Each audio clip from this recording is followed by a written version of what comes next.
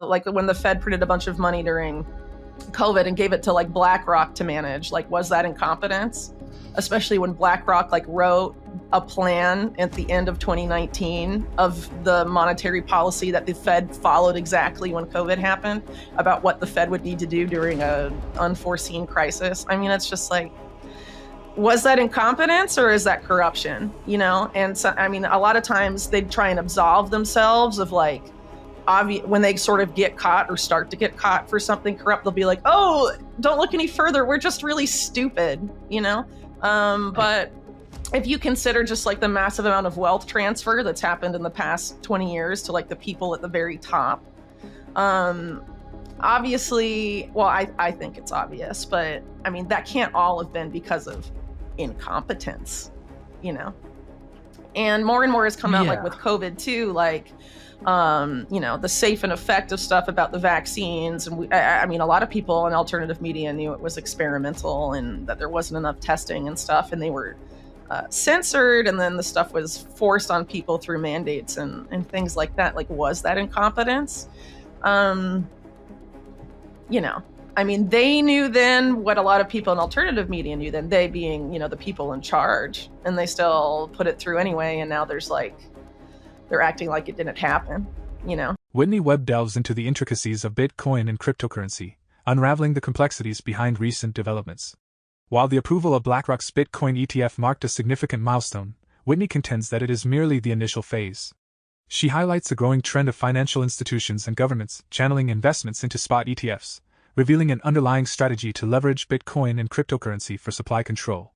According to Whitney, the imminent use of cryptocurrency extends beyond a mere financial instrument, foreseeing its role in undermining value and privacy. She predicts a future where cryptocurrency becomes a tool for governments to dismantle the very foundations of value and privacy that have eluded their control until now. With the collapse of the fiat money system underway, Whitney argues that this scenario is unprecedented in history, and while the dollar might be the last to succumb, there is a larger, covert narrative unfolding. In this video, Whitney Webb shares her insights and predictions for the upcoming days and weeks, shedding light on the profound shifts occurring behind the scenes. Please take a moment to like this video, subscribe to the channel, and don't forget to drop your comment and observations in the comment section below. Thanks and enjoy the video. There's been a push for several years, but now it's gaining an insane amount of momentum in steam. But it really goes back several years. And the goal is to have a regulated internet, which means the end of online privacy and anonymity. And they want to do this by having people link a government-issued ID to their internet access and internet activity. Who is they? So in the U.S., it's come from the government, but it's not. A lot of government policy, whether it's about this or something else, doesn't come organically from the government. It comes from think tanks. It comes from you know, groups like that, or even the WEF, the World Economic Forum, that are then given to politicians, and politicians legislate and enact it, and then the state enforces it. But it's not necessarily the ideas of the legislature and the state itself, these policies. And more often than not, these think tanks are funded by corporations and billionaires and all of these guys. And they also own the politicians, so it's really them creating the policy. And they use the state as an enforcer to force it on the public, right? So that's, I guess, the global public-private partnership is what my colleague Ian Davis calls they, right? And I think it's pretty fair. He puts the BIS at the top, by the way, of the pyramid. This policy, one of the earliest iterations of it, at least in the United States, was during the Obama administration. They called it a driver's license for the internet. The idea of, in order to access the internet, when you set up, you know, internet connection at your house, the internet service provider links all of your internet traffic to your ID. And in doing so, the government and the signals intelligence arm or intelligence agency of the government then has access to not just everything you're posting and writing online, but also everything you read and consume online. And everything you buy. And everything you buy. Totally. I mean, this whole push is completely related to ending financial anonymity and financial privacy as well. It's a completely interrelated thing. And I've done pretty extensive deep dives on this going back to probably like 2021. Because it's very tied up with how they're likely to force this regulated internet on the populace. Because they're not just going to be like, let's do this now. I mean, people aren't going to go along with it. So they need some sort of event that gets people angry and afraid and panicking in order to stick it through. So basically, this is going to be folded into, I guess, what I would call a Cyber Patriot Act. The Patriot Act being the legislation pushed through in the U.S. after September 11th, 2001. Right. A lot of which wasn't necessarily related to anything to do with 9/11, but was a huge power grab by the state taking advantage opportunistically of the panic after 9/11. So they need some sort of event like that to ram all this stuff through. But the plans have been on the books for a very long time, and it's not just the US, it's really everywhere. I mean, I think in the UK, you have something called like the Online Safety Bill. They'll say, oh, it's about protecting children. But really, it's about ending encryption, which law enforcement in the UK and the US have been trying to do so hard for years and years and years.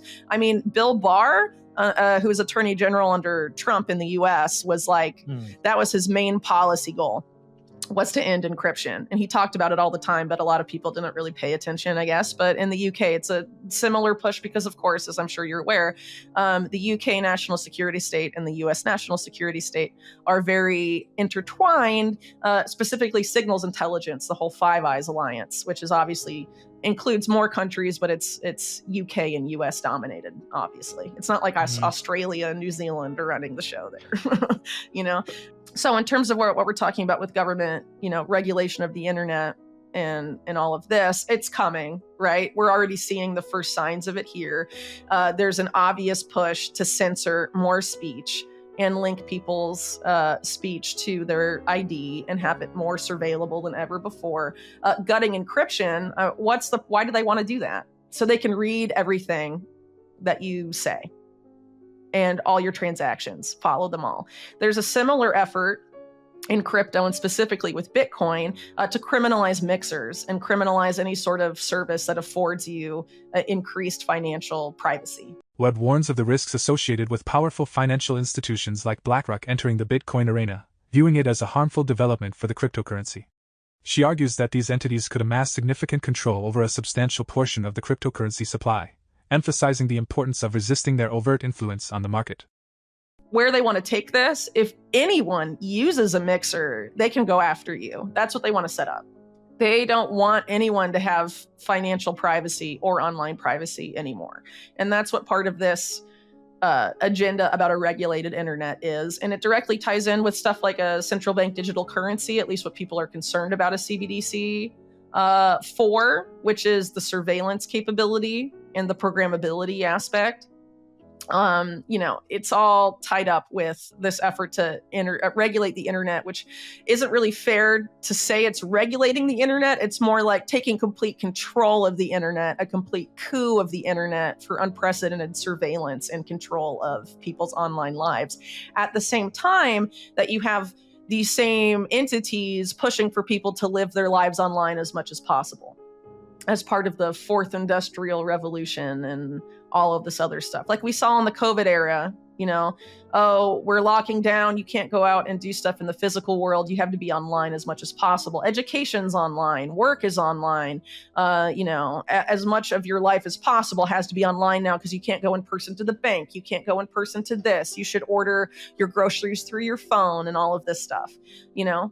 So they're pushing us more and more into the digital realm and at the same time preparing to take more control of the digital realm than they have now by a significant degree.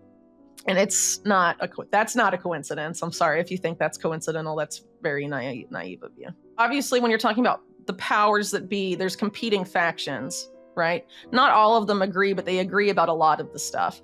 And a lot of the way these people operate isn't that similar to how rulers operated hundreds of years ago. You know, they want complete and control of money and political power and power more broadly, because then they can do whatever they want for themselves and have a double standard for themselves, but force other people to live a certain way to support their lifestyle, right? And essentially what we're seeing here is an effort to use technology to entrench that in unprecedented ways so that there's no more need to worry about the peasants revolting, right? I think that's ultimately what it comes down to. So As an example, this push for a regulated internet and the end of online anonymity and all of that is directly related to the fact that it's a mathematical inevitability that our debt-based monetary system will collapse at some point, and that the banking system, particularly Wall Street and its global equivalents, have engaged in an unprecedented degree of malfeasance and corruption and insane financial gambling activities. And just like 2008, right? That's going to explode at some point. But in 2008, people knew it was the banks and they were mad at the banks, weren't they? So if you're the banks and that's going to happen again, and you're in bed with the intelligence agencies and the government, or in the case of the US, you own the central bank, right? You don't want that to happen again. So how do you find a way to blame somebody else for the financial system imploding? And when you bring the financial system back, what do these people, people like Jamie Dimon and all these top bankers, like, what is their ideal scenario for money and how people interact with and use money? Well, being able to grift as much as you want and take as much as you want from the people under you without them knowing or complaining, because that's what they've been doing for decades, right? Wall Street. So they want to keep doing that. They don't want to change their behavior. So they want to find a way to be able to steal from the underclass as much as possible without the underclass complaining or revolting, and control how they spend their money, and control their financial and other behavior so that they can maintain their place on the top.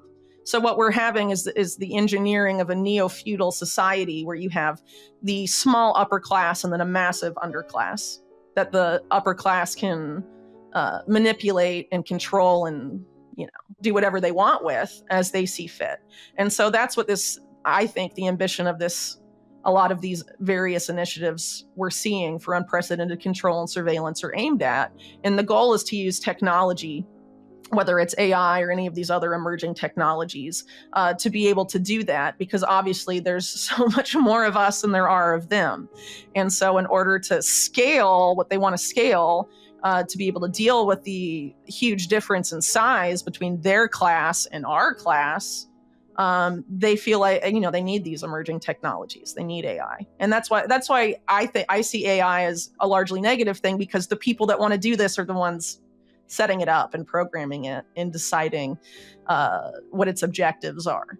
Webb predicts an imminent economic catastrophe fueled by collapsing fiat money systems, rampant inflation, and bank failures. She suggests that transitioning to a Bitcoin standard may be inevitable as the world confronts this impending crisis. Webb criticizes the empty promises made by the Federal Reserve and central banks, which have resulted in excessive money printing and a proliferation of poor investments. In light of the recent surge in inflation, she argues that returning to the status quo is unlikely. What are your thoughts on her Bitcoin prediction and the trajectory for the first half of 2024? Share your comments below. For more Daily Dose Crypto news, check out these 2 awesome videos on your screen. Click now and we will see you on the next video.